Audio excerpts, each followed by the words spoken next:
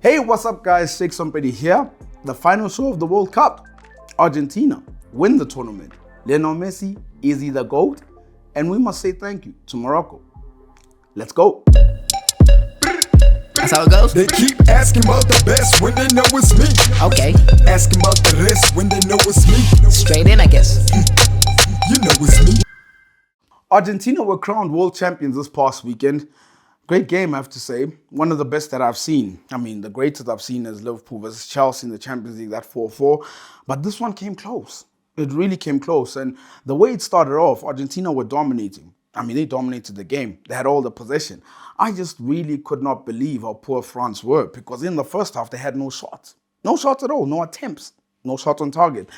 Martinez was not tested at all. And obviously there were talks about the fact that there was a virus that broke out in the camp. And I was thinking, did that affect them? Because Deschamps said, all the players are fit, there's no virus, it's okay. But they were just so slow. They were not coming into it. And you could just see Argentina were always moving the ball to the left-hand side. And I'm sort of watching this game and thinking, why are they always going left? Why are they always going left?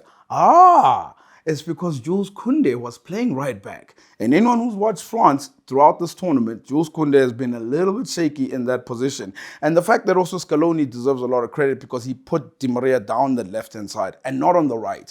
Because obviously Di Maria can dance a little bit. And as you could see, he won that penalty, also forcing Dembele to come back. Eventually they get the penalty, Messi scores it, they take the lead. And you think maybe this is the time that France is going to wake up. Not at all. They're still slow. They're still slow. And the goal that Di Maria scores next, I mean, that is the best counter-attacking goal I've seen at this tournament. Probably the best I've seen at a World Cup finals, that I have to say. Just the way that they moved the ball was really, really good. And then from then on, I think Deschamps starts to show his class. He makes the changes. You know, he brings off Olivier Giroud, and I feel sorry for Giroud, because I think he's been able to contribute to this front side quite a lot, and as well as he brings off Dembele as well. So then he brings on Thuram. Thuram comes on, and as well as Munyai. And for some reason, the game changes. All of a sudden, there's a lot more pace to France's game. And in the second half, the remaining, you would say 15 minutes of that game, that's when the game lights up. And you could just tell that France needed just something. They needed something. And they win the penalty through Munyai making the run, and Otamendi was really slow. From then on, Mbappe takes the game and says, I'm going to grab this, I'm going to take it away. And he scores again. I mean, both goals were separated by 90 seconds. 90 seconds. And when you watch the game in extra time, that was France's best opportunity to beat Argentina, because I just thought with the changes that Deschamps made, and as well as Camavinga coming onto the pitch, they were just so bigger, they were faster, they were stronger than Argentina. And even Argentina, you could tell the only thing they could really do was pass it around. And Messi steps up, you think it's the winner, not at all. And then you've got Mbappe, who scores another penalty. I mean, talk about a man under pressure. We saw Harry Kane having to boot his penalty over the bar, but Mbappe just goes and takes the next one. And as you go into penalties, you just see Martinez. That's Martinez's game. I think everybody could see that Lloris is not so strong. You've seen him at Spurs. You've seen him in a France shirt. He's just not strong at saving penalties. And Martinez, just the way he got into the player's mind. One thing I loved about what he did with Tchouaméni as well. Tchouaméni is walking up, right? He's walking up. He's about to take his penalty. And Martinez throws it away. He throws it away. And you could just see Tchouaméni was young, and it got over him, and that's why he missed. But eventually, he takes it over, makes the saves, and they win the penalties. And that crowns Argentina the world champions. Now we move on to the main man, Lionel Messi. Lionel Messi finally gets it over the line, guys. He finally wins it. He's finally got that World Cup medal that is sitting next to the Ballon d'Ors, that is sitting next to the FIFA Best Men Awards, that is sitting next to the Champions Leagues as well. And when you watch his story with Argentina, it's been sort of an on and off situation. At times, Argentina did not really crown him next to Maradona, purely because he just was not able to win with Argentina. Some of them even felt that he was not Argentinian enough. They thought he was Spanish, because when he goes over at Barcelona, he's winning everything. He's scoring all those goals. Then when it comes to Argentina, they're just falling after hurdle. They're not winning tournaments, even Copa Americas. They're making finals, still not being able to win that. But the story I take from this with regards to Lionel Messi, I think that's the inspiration that I take. is the fact that he won the Copa America recently. And he won the World Cup just this past weekend. He won those two tournaments later on within his career. Later on, and the inspiration for me is like, your time is going to come. Your time will come. It's just a matter of if you're willing to keep on going. And what I like about what he said after the game as well is that he wants to still play for Argentina. He still wants to play as a champion. And I thought that was the game. That is it. That's the last one. We're not seeing him in an Argentinian shirt. But he says, listen, man, I want to carry on playing as a champion. And I think for me, my time might not be now. My time might be when I'm 35 or maybe when I'm 40. Who knows? But that's the inspiration that I take. And it just sounds different when you join the class of Pele, when you join the class of Maradona, when you join the class of Zidane, when you join the class of Ronaldinho. It sounds different. World Cup winner, So is he the greatest player of all time? Well, with my eyes and with what I've seen and in my time, he definitely is. The one player I feel sorry for is Kylian Mbappe. I mean, can you imagine to get to a final, be the top goal scorer of the tournament, score a hat-trick in the final? This is since 1966. That's how far back you have to go since a player scored a hat-trick in the final. And he did that, and he did his best for his country to win. He was the main man, after Benzema was not there, after Pogba was not there. He was kind of the player that had to drag this team, and which he did. And the crazy thing about Mbappe was 75 minutes of that game, he was nowhere to be seen. I thought, he's being marked out. He's going to be a headline. He did not show up. And he just comes alive, and he scores those goals, and he grabs the ball by the horns. And he had a superb tournament, a very good tournament that he had. Turns 24 today, And when you look at his goal-scoring record at the World Cup finals, 4 goals away from Miroslav Klose. And you can just tell that there's still tournaments that he still has to go. 12 goals at the World Cup finals is very good. He's in very good company. So when you look at those numbers, it's absolutely massive.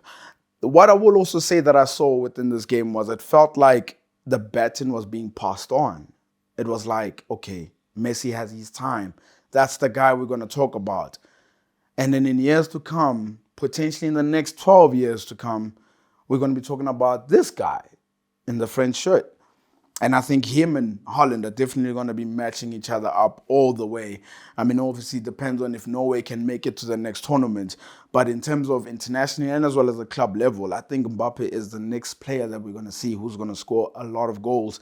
A special player. And I definitely do think he's going to win one more World Cup. And then there was a third and fourth playoffs game. We had the final, but now we had to determine who's going to take the bronze medal. Croatia taking on Morocco. A great game, a battle of two teams that were trying to keep the ball. And before the game even started, I just thought it's probably not going to be any goals. There's not going to be much goals. I mean, how seriously do you take a third and fourth players game? And there were 2 early goals within the game, 2 set pieces.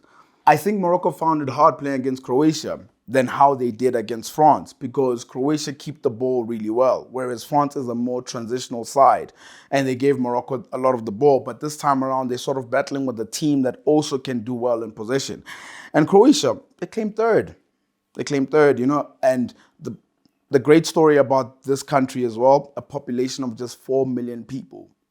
4 million. You look at our country, we've got about 55 to 60 million people, but only 4, and they were able to claim another medal. And when you look at the last tournament, they claimed a medal as well, silver, 2. And as you can see on screen, those are the 3 World Cup medals that they've claimed throughout the competitiveness within this tournament.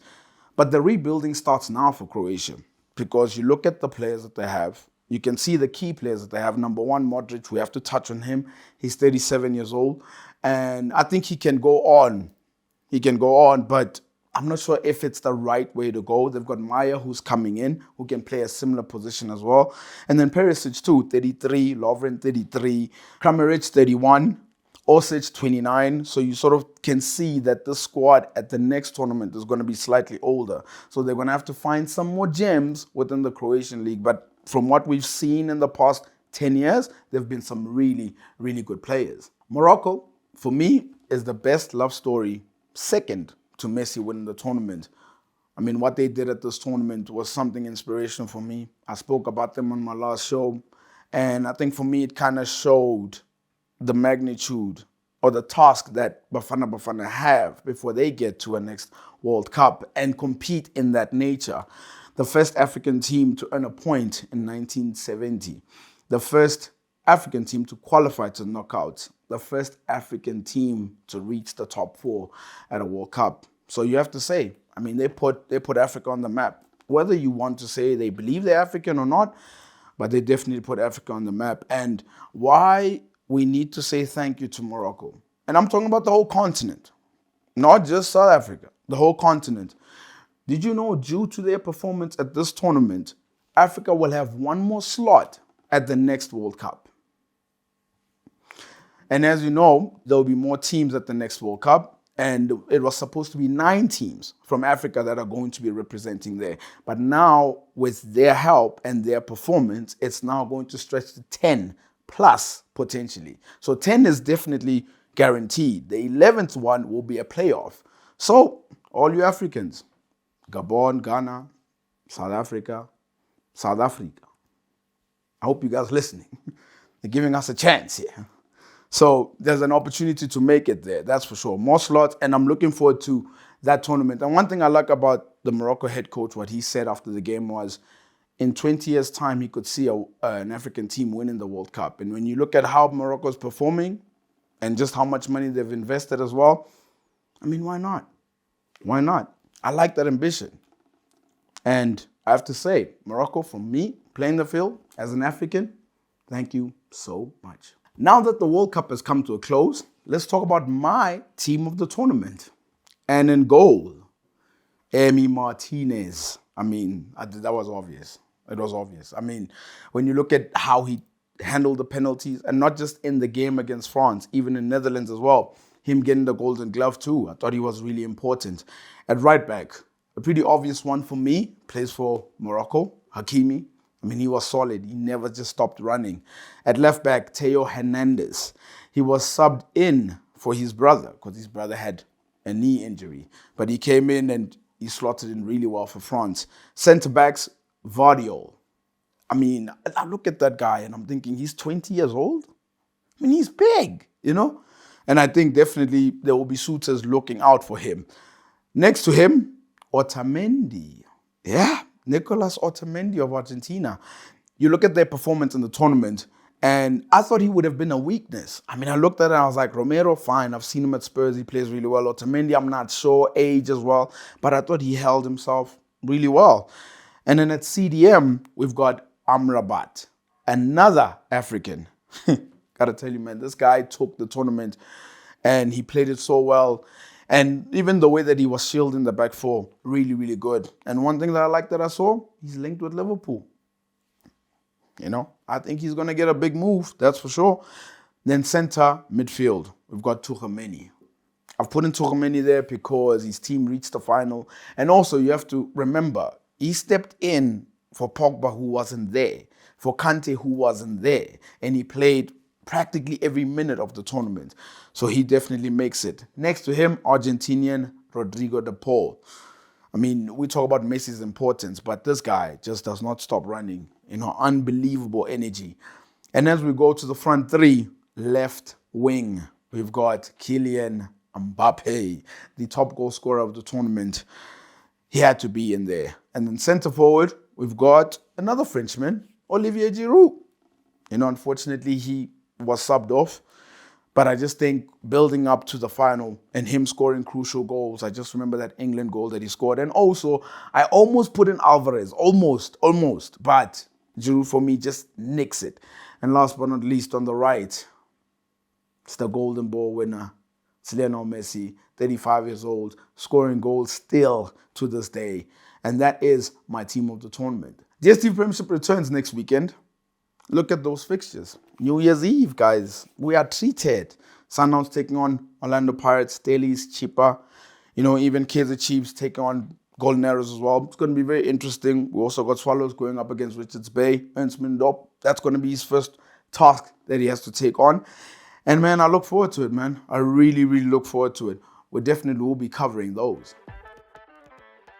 It's time for our weekly bit of the week. The purpose of this segment is to show you my bet slip in hopes that it helps yours light and green. The more accurate, the more cash you get. Let's get into it. Now, before we start, have a look at this. You know, if you guys are going to crown Messi and give him that nice robe to wear, give it to me. Give it to me because I called Argentina to win it. I called for Argentina to win it, and look at that with just $300. Getting over 2,000 Rand. I mean, I tell you something, man. I'm becoming a don at this thing. But now for this week, we've got Carabao Cup action. Yep, Carabao Cup. First game, Blackburn taking on Nottingham Forest. I've gone with over 2.5. Charlton Athletic taking on Brighton. I've gone with a Brighton straight win. Manchester United taking on Vincent Kompany's Burnley, and I've gone with Man United to win that one. And then last but not least, Manchester City going up against Liverpool over 1.5. I'm not sure. I think youngsters are going to play, but I think there will be more than one goal in this game. And those odds, 4.33. That's 4 times my money back. And those are my selections. That is Bet of the Week, sponsored by Betway. Remember to practice responsible betting at betway.co.za. Until the next one, all the best. We've come to the end of the show. This is going to be the last time you see this set because the World Cup is done and dusted. Club football is back. Do we take breaks? Never. Happy festive season. And for you that's watching, don't forget to like and subscribe and hit the notification bell so you're notified for future episodes.